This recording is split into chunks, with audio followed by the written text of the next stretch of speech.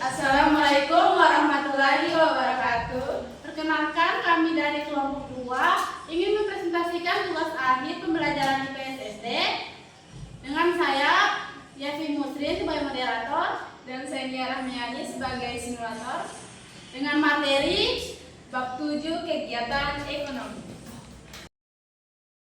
Model pembelajaran yang kami ambil yaitu model pembelajaran kooperatif learning atau pembelajaran kooperatif, di mana siswa diarahkan untuk membuat kelompok kecil, di mana kelompok kecil ini dapat menyelesaikan tujuan pembelajaran secara bersama dan lebih terstruktur. Nah, tujuan dari kooperatif learning yaitu satu, meningkatkan hasil belajar siswa. Yang kedua yaitu mengembangkan keterampilan sosial baik berkomunikasi, empati maupun kolaborasi. Yang ketiga yaitu mendorong partisipasi aktif kepada semua siswa. Yang keempat yaitu menanamkan nilai toleransi, tanggung jawab dan gotong royong. Yang kelima yaitu menciptakan suasana belajar yang aktif, menyenangkan dan demokratis. Nah, adapun manfaat dari cooperative learning yaitu satu, meningkatkan motivasi belajar siswa. Yang kedua yaitu menumbuhkan sikap saling menghargai perbedaan maupun kemampuan. Nah, yang ketiga yaitu mengurangi kesenjangan prestasi antar siswa. Yang keempat yaitu melatih problem solving maupun berpikir kritis. Nah, yang kelima yaitu mendorong siswa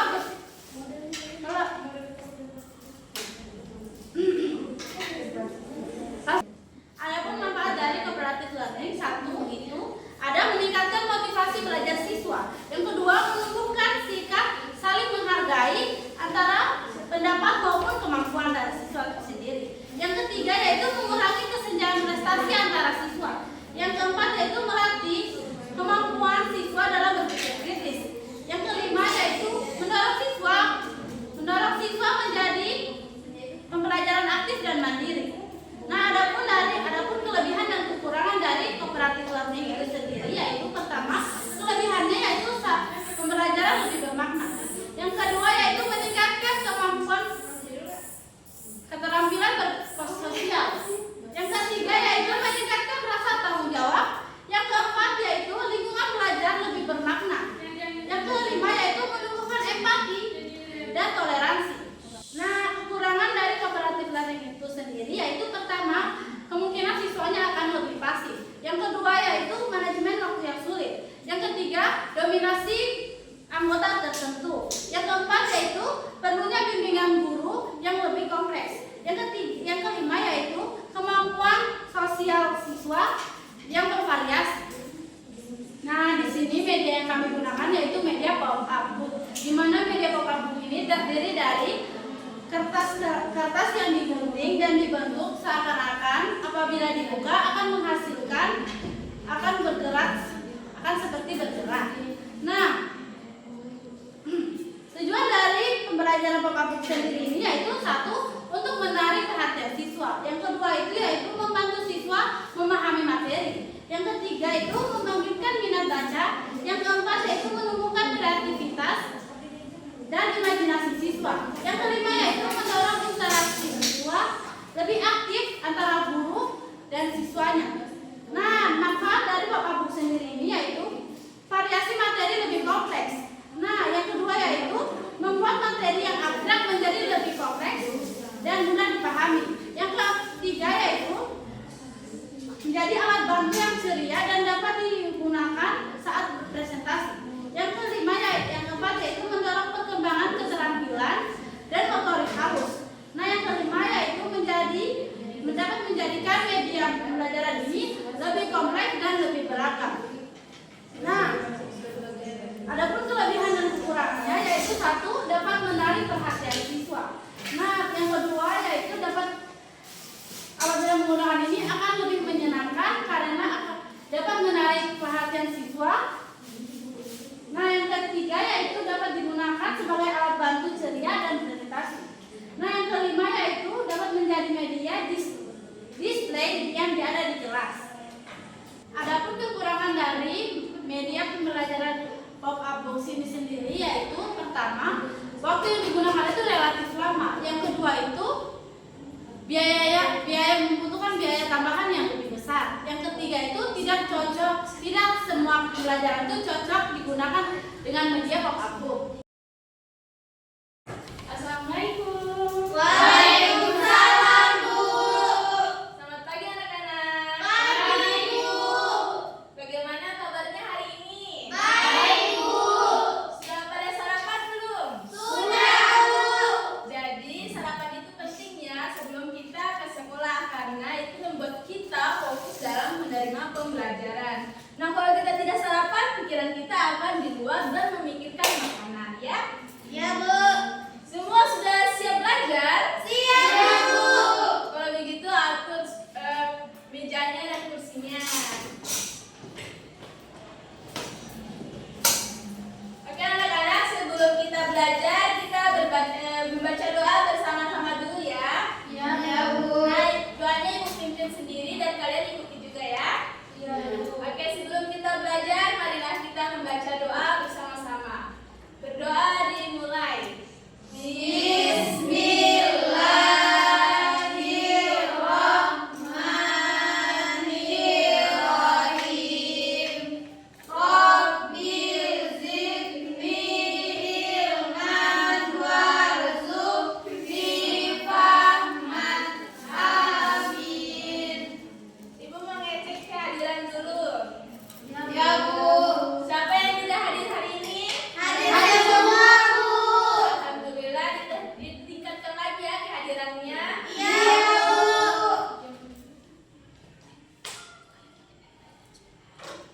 Oke, jadi anak-anak hari ini kita mempelajari tentang kita masuk di bab baru ya. Iya, Bu.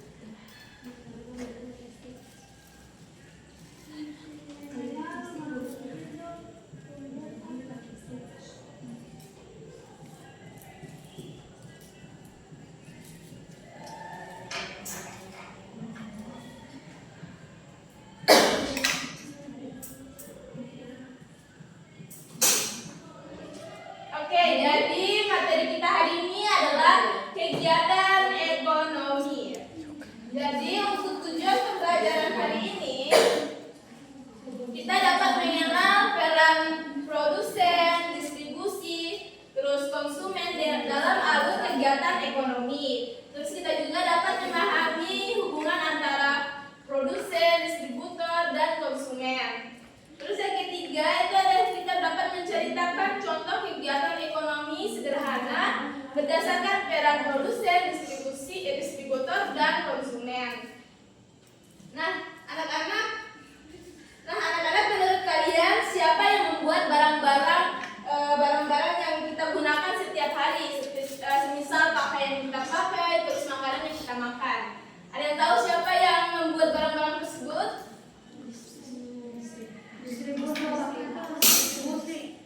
Siapa? Ya, produsen. Produksi. Jadi yang membuat barang-barang kita ini adalah produksi dalam kegiatan produksi ya. Nah, jadi hari ini kita harus memahami bagaimana kegiatan produksi, distribusi, dan konsumen. Ya betul. Nah, jadi hari ini Ibu akan menggunakan media pop-up book untuk memudahkan anak-anak dalam memahami pembelajaran hari ini. Oke, yang pertama ada produksi. Jadi produksi ini adalah kegiatan membuat atau menghasilkan barang atau jasa untuk memenuhi kebutuhan manusia. Nah, orang yang melakukan produksi tersebut itu disebut produsen. Nah, kedua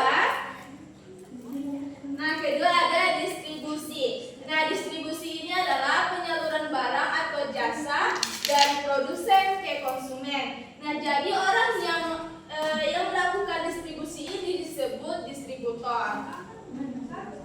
Nah, jadi setelah distributor itu akan menyalurkan di pasar-pasaran. Seperti apa? Nah, seperti pedagang, terus agen. Nah, seperti ini ya.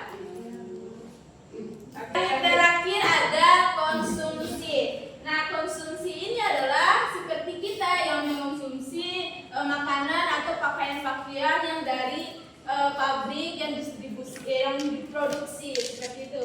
Nah, contoh di sini Ibu ambil adalah petani atau menanam padi. Jadi di sini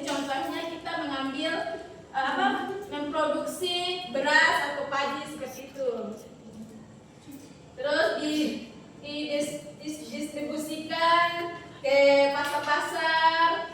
Terus kita membeli beras tersebut. Nah, setelah kita membeli, kita memakannya bersama keluarga kita.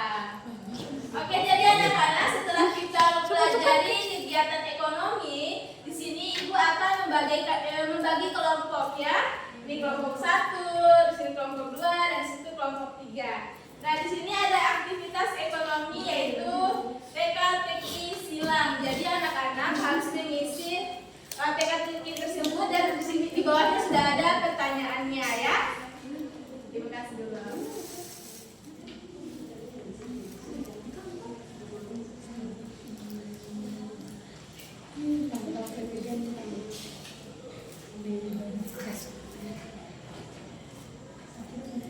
Oke, kalau yang sudah selesai bisa maju ke depan ya.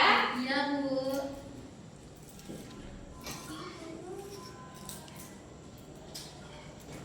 Sudah Bu. Oke, maju Sofi.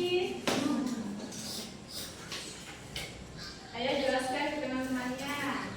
Nah, untuk pertanyaan pertama, peran petani dalam ekonomi. Nah, peran petani dalam ekonomi itu adalah produsen. Ya, betul. Yang kedua, pelaku ekonomi yang menggunakan barang atau jasa.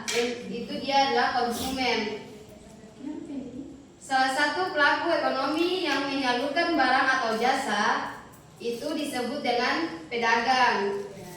Manusia melakukan kegiatan ekonomi untuk memenuhi kebutuhan. Iya, betul. Tepuk tangan untuk selfie. Masih guru ya. Oke, jadi hari ini kita sudah tahu bagaimana kegiatan ekonomi terjadi. Yang pertama ada produksi, distribusi, dan konsumsi. Nah, ada pertanyaan dari pembelajaran kita hari ini? Paham, Bu? Oke, kalau tidak ada, siapa yang dapat menyimpulkan pembelajaran hari ini? Saya, Bu. Oke. Nah, hari ini kita sudah belajar tentang produksi, distribusi, dan konsumsi. Yang dimana produksi itu adalah kegiatan menciptakan barang dan jasa untuk menambahkan nilai guna suatu barang dan jasa untuk memenuhi kebutuhan masyarakat. Oke. Yang kedua, distribusi. Distribusi adalah kegiatan menyalurkan barang. Dan yang terakhir itu ada konsumsi. Konsumsi adalah kegiatan menggunakan atau menghabiskan barang atau jasa untuk memenuhi kebutuhan dan keinginan. Itu saja, Bu. Terima kasih. Oke, bagus ya kesimpulan dari selfie. Untuk tepuk tangan untuk selfie. Oke, jadi hari ini cukup sudah materi kita hari ini. Nah, Ibu akan mau sedikit yel-yel sebelum kita menutup pembelajaran hari ini. Sudah pada tahu kan nyanyi yel-yel seperti tangan ke atas, betul kan? Sudah, Bu. Oke, gitu ya. Kita mulai 1, 2, 3.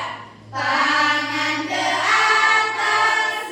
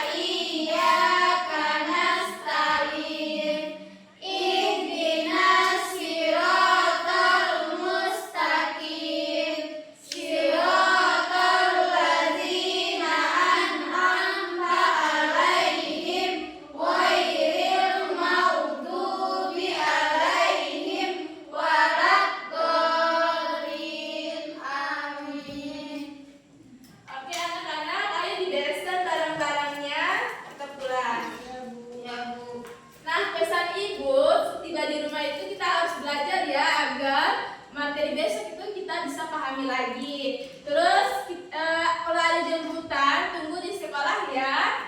Nah kalau tidak ada jemputannya jalan di sebelah apa? Kiri. Ya, itu jalan di sebelah kiri ya. Nah ibu tutup pembelajaran hari ini dengan ucapan wabillahi taufiq wal hidayah. Wassalamualaikum warahmatullahi wabarakatuh. Waalaikumsalam warahmatullahi wabarakatuh. Terima kasih Bu. Kita pulang anak-anak. Dari kami kami ucapkan terima kasih kepada dosen pengaku yang telah memberikan kami saran dan pengalaman baru dalam pembelajaran IPS SD, dan juga kepada teman-teman yang telah berpartisipasi pada pembelajaran kali ini. Dan kami berharap pembelajaran kali ini dapat menjadi pengalaman baru agar dapat digunakan pada kemudian hari. Dan kami ucapkan terima kasih. Wassalamualaikum